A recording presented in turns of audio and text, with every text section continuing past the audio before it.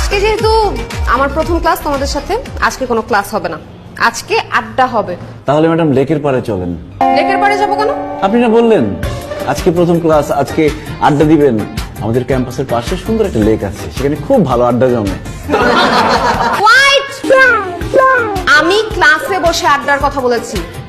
Anyway, আমার নাম সুজানা। আর আমি প্রেম দিওয়ানা। মানে? ও ম্যাডাম, আমার নাম প্রেম আর ওর নাম দিওয়ানা।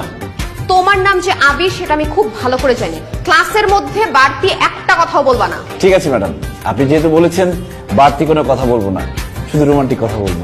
মাথার মধ্যে এইসব ঘুরে দেখি তো প্রত্যেক বছর ফেল করতেছো।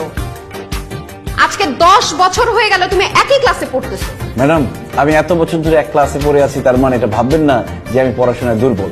আমি পড়াশোনায় খুবই ভালো। বিশ্বাস না করলে আপনি আমাকে যে কোনো প্রশ্ন করতে পারেন। ঠিক আছে, তোমাকে হিস্টরি রিলেটেড একটা কোয়েশ্চেন করি।